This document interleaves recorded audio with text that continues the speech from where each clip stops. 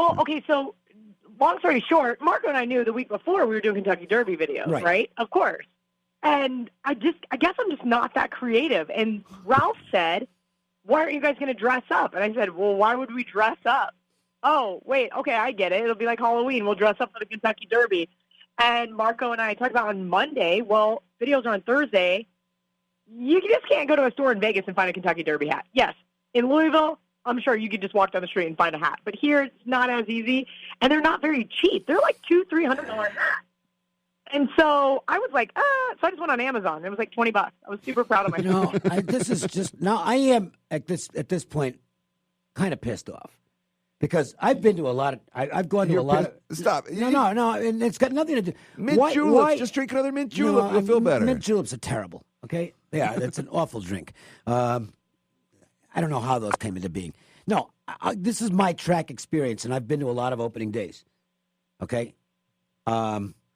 Last year, I happened to go to Del Mar. With Marco, so I didn't have to sweat this. But I've normally been there with a lady friend, various lady friends. You have a lot of those. Various lady friends over the years, and they all want to buy hats. Now, Kelly just went through this thing about where you found a hat, boom, you bought it, that's it. You know how many hours I've had to stand in these stupid little hat shops. And they're always small stores, too. Yeah, they're tiny little stores doesn't work good. with no place to sit. It's just, oh, man. And then they pick something that's just, and then they're not happy with it. That's why they buy Amazon, it, they're not happy with it. But that's why Amazon's worth $1 trillion or whatever it is, just for reasons like that. Well, anyway, okay. So anyway, you got a good hat. Did you come up with some good ideas for how you're going to bet this Derby? You know, I've got a lot of good ideas, and Marco gave me a ton as well. The one person I always call, in addition to that, is my dad. My dad's kind of a horse guy himself, so I'm curious. I texted him earlier. He said he'd give me a call back later. But Marco kind of opened my eyes up to this Vekoma horse at 20-1. I don't know what his current odds are.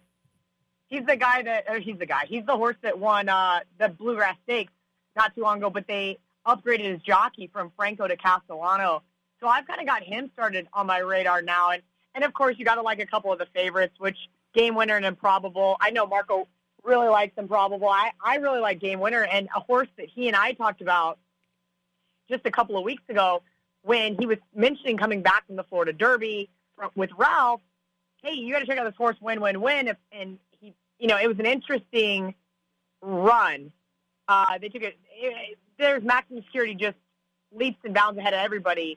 And here comes Win, and ends up losing by a nose. He lost some of his momentum, if you watch, right around the third turn. And then, boom, just super fast close. And I'm going, oh, come on. I love this horse's name, which is so funny because obviously that's not how you handicap it. But I said that the other day, and people laughed at me. And I go, I don't care. I love this horse's name. There's something fun about him. And again, if you watched him run, you get excited about him too. Yeah, but it's always a problem when you go up to the window and go, yeah, give me win to place and show, please. Yeah, it just sounds wrong. I like That's that. great. It's a good thing they go by numbers. Yeah, exactly. Well, that's like I've always wanted to see a horse race where you have two horses, one named on the inside, the other one named on the outside. Just so the announcer's got to go, it's on the outside, on the inside, and on the inside, it's coming around him on the outside. It'd be just, I think it'd be funny. That would be that wouldn't be bad at all. But not in the Derby. Now, so are you treating this race as a serious wager, or just I'm going to throw some money at a bunch of different things and have some fun?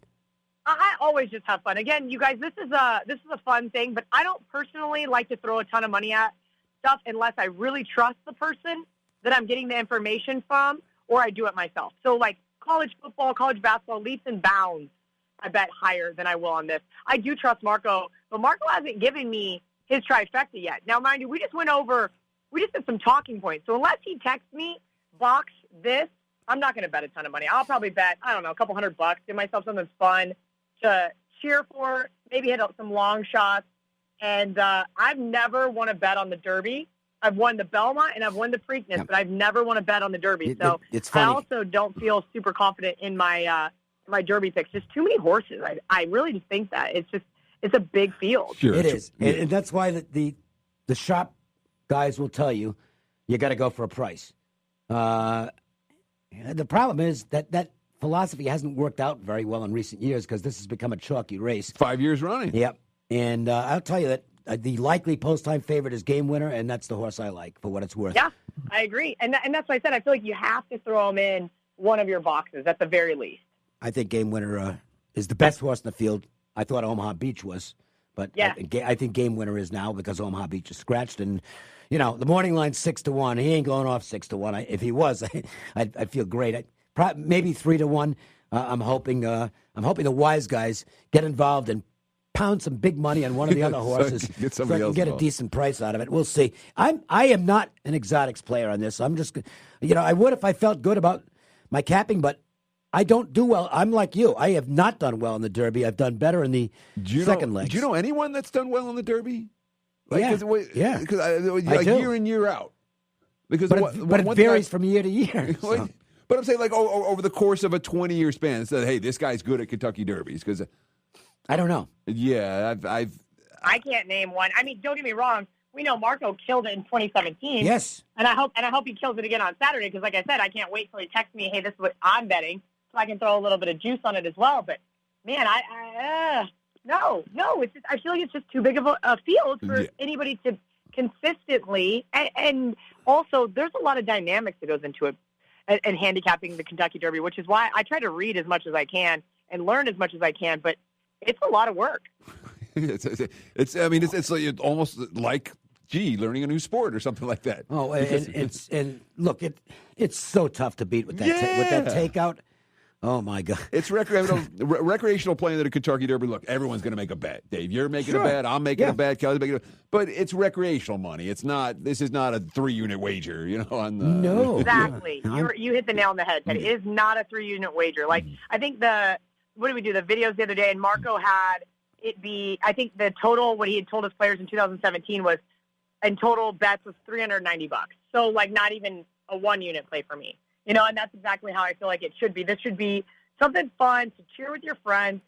Don't drink nasty mint juleps. Drink something else that's bourbon related, and just have a good time. Because again, it's fun. It's only 2 minutes. It is the most exciting 2 minutes in sports. Oh, it's a blast. I mean, it genuinely. I don't think there's anything that beats it. No. No, I really can't. For 2 minutes, in terms of a short span. No, I love it. It's a lot of fun. All right, tell us about some of the activities you've got going. Beyond betting the horse race, you're all over the place. You're the busiest woman in Las Vegas. I really am all over the place lately. It's been a lot lately. I'm trying to figure out what's going to happen. I talked to Johnny Detroit this morning. We're trying to figure out some big news for Wager Talk this fall. Hopefully we get a deal done.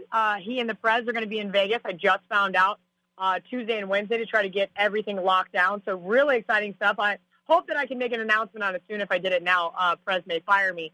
But there's so much buzz going around for football season. It's crazy. I know football season generally starts getting buzz like mid-July, but I think this year, for it being the first full year now of sports wagering and more states jumping on board. We know Tennessee just jumped on board. I know Kansas just started talking about some more stuff in their legislature and other states getting on board. People are getting more and more and more excited about it. So I can't wait. I'm ready for August. I mean, I said I needed a vacation. I haven't got that far yet, but here pretty quick, I've got to take one before it is August. Yeah, guess what? Tick, tick, tick. It's coming around. 5 different states have passed bills awaiting the governor's signature. And the governors aren't going to say no. Sure. The over-under, someone put out over-under 6.5 for the year. It's going to fly over. I think it's going well over that. New states. Yeah.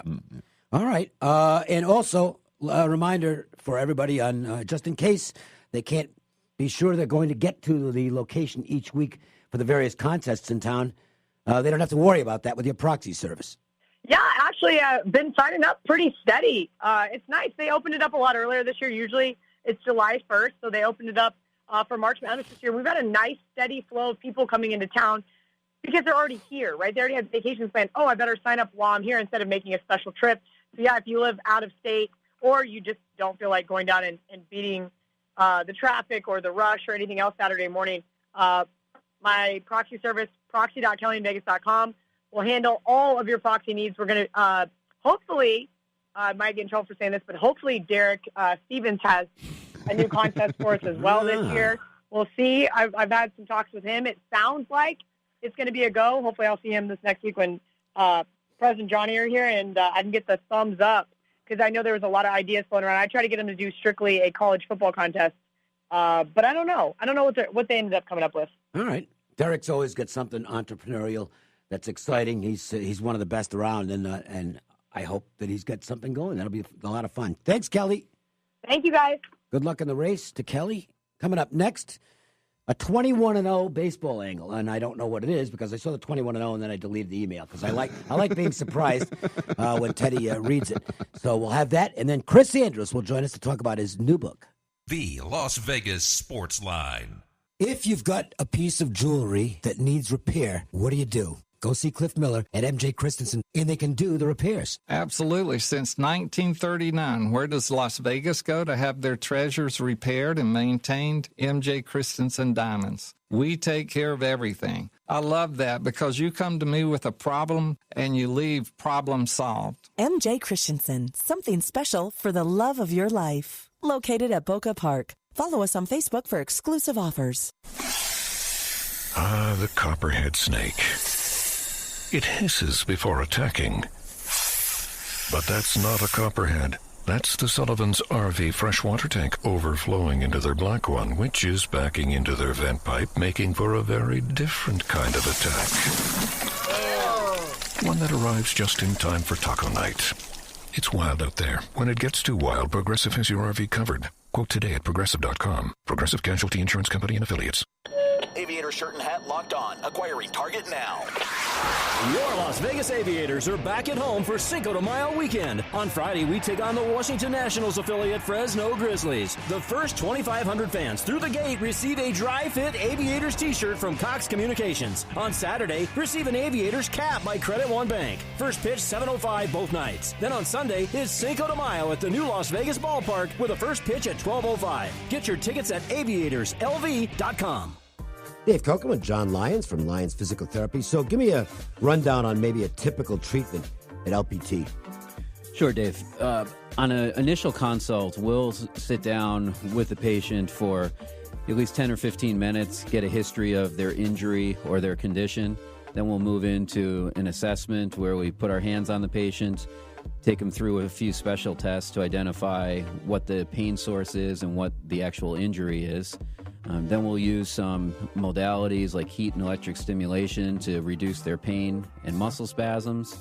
And typically our physical therapist or assistant will do some type of manual stretching, massage therapy, or range of motion on that patient. And after the initial visit, we typically see patients 2 to 3 times a week for 4 to 6 weeks. LionsPTLV.com, 702-476-0222. This is Dr. Mike Crevetti, founder of Crevetti Orthopedics and Sports Medicine. And if you're experiencing pain but looking to avoid surgery or the use of narcotics, it's time to sit down with our own Dr. Tomas Kuchera. He's double board certified in anesthesia and pain medicine and committed to providing diagnosis and treatment plans for each patient's specific needs through the use of non-narcotic based methods like physical therapy, nerve blocks, and steroid injections. Say goodbye to pain with the help of Crevetti Orthopedics. Check out our website at iCanAgain.com. Hey, this is Clay Baker, and if you bet sports, you need PropSwap. We're all using it. PropSwap is your opportunity to safely buy and sell active sports wagers. So if you were hesitant to bet the game, but now believe in the team, PropSwap, hey, that's your second chance. Open the PropSwap app, find a seller who's listed his ticket, and you can even buy listed tickets during the game. Hey, it happens. Did you make a bet too soon? Well, sell it on PropSwap. Turn that into cash. There are no rules, only big opportunities. Get the PropSwap app right away. PropSwap is the bettor's edge for sports wagering. I'm Glenn Lerner. We're asked after people have been hurt in a wreck, how much? How much is medical treatment going to cost? How much time is it going to take before I get better? How much is it going to cost to get my car fixed? And most importantly, how much is my case worth? You've got plenty of questions after you've been in a wreck. We've got the answers. Hurt in a wreck and need a check? Call 877-1500. The call is free, the consultation is free, and the advice is free. Glenn Lerner is the way to go. Call 877-1500. Do you have any idea how fast you were going? No. I'm totally consumed by this Capriati's sub here. What you got, the Bobby? No, cheesesteak with hot peppers. You can add hot peppers to the cheesesteak? Totally, bro. I am so glad I stopped you. Hey, you want a bite? Yeah. Crazy good, huh? Dude.